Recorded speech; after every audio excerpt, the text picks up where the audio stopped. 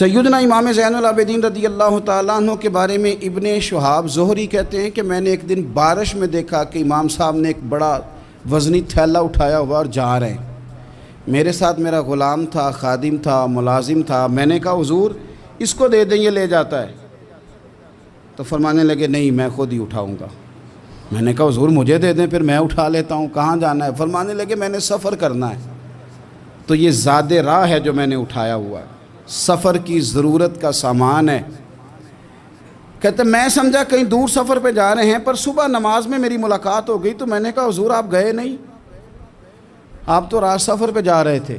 چپ کر گئے۔ میں نے دوبارہ پوچھا تو کہنے لگے زہری تو میری بات سمجھا نہیں، وہ میں نے تھیلا اٹھایا تھا، کسی غریب کی مدد کرنی تھی، میں وہ زادرہ اس لیے جمع کر رہا تھا کہ جب آخرت کے سفر پہ جاؤں گا تو میرے کام آئے گا۔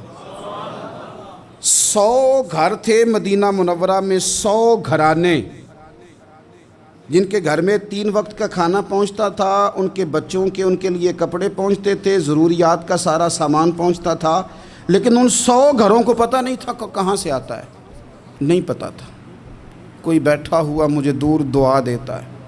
اگر وہ لانے والے سے یا دے کے جانے والے سے کبھی پوچھتے کہ کس نے بھیجا ہے، تو کہتے آگے سوال نہ کرنا، ایسا نہ ہو کہ دینے والا ناراض ہو جائے، بھیجنے والا آپ کی اس بات سے نالاں ہو جائے۔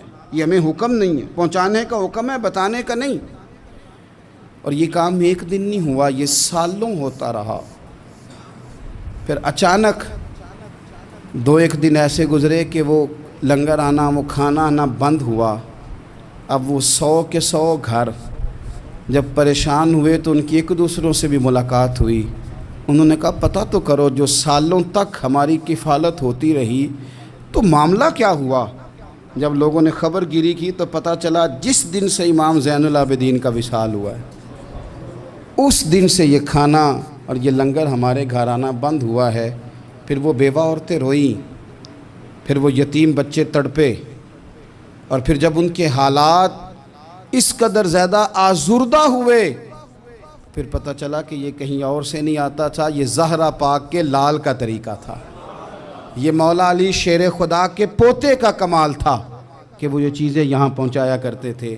بھائیو، امام زین العابدین رضی اللہ تعالیٰ عنہ کی یہ غریب پروری ہمیں بتاتی ہے کہ اگر تم لوگوں کے آنسو پوچھو گے نا، تو پھر تمہارے جانے کے بعد جب لوگ ہاتھ اٹھائیں گے تو آنسوؤں سمیت اٹھائیں گے، پھر تمہارے لیے درد کے ساتھ دنیا دعا کرے گی، اور ایسی دعا کرے گی جن کی برکت سے خدا کا فضل نازل ہوگا۔